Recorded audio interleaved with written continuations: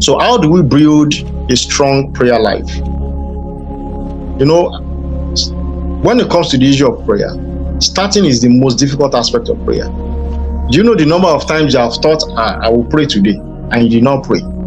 I will pray tomorrow. I will wake up early tomorrow to pray 5 hours, but you not pray. Or maybe you even started, and after 5 minutes, something distracted you, maybe a phone call, then you stopped. But starting is that difficult part. If you can sustain it, it will be easy for you to build a strong prayer life. And we must be wary to parade ourselves as users of God. You know, not as people that always come to God only when there's a need, when there's a dire need, when there's an urgency, when there's an urgent matter, to when there's something crucial, somebody is sick, you need a certain level of finances. Don't forget what I said in the beginning. Prayer is communication with God. You must have built that level of relationship with God such that it is easy for you to have access. It is easy, so that you keep yourself in that realm where it is easy for you to access the mind of God, because He's always there.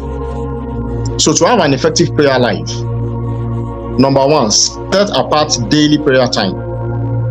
This requires discipline, it requires diligence. Prayer must be intentional. I tell people, if it's possible, have a routine. If you have a routine for everything, why can't you have a routine for prayer? You have a routine for how you eat morning food, afternoon food, dinner. You have a routine for, there are some of us listening to me, you go to gym every Saturday, you have time. Some of you have hangout time. Thank God it's Friday night, there's somewhere you must be with friends.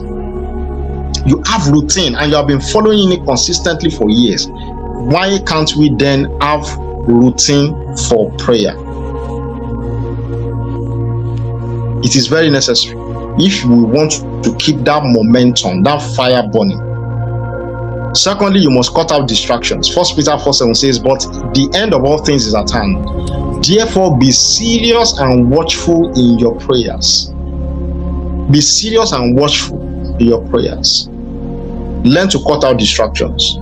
If you need to pray in a certain environment, learn to pray in a certain environment where there will be less distractions. Because you cannot be, just imagine you are talking to somebody, or you go to somebody's house for a serious and urgent matter that is really bothering your mind, and while you are talking to the person is busy chatting on the phone, and they are saying, I'm hearing you, and they are talking.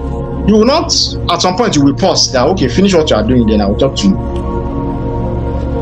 But that is the same thing we do to God at times, when we keep ourselves within the realm of distractions. So be serious and watchful in your prayers. Then again, it says, pray without ceasing. That's one of the ways by which you can build a prayer life, to pray without ceasing. Praying in the spirit realm is like breathing. That's why Jesus said in Luke 18:1, men ought always to pray and not to faint.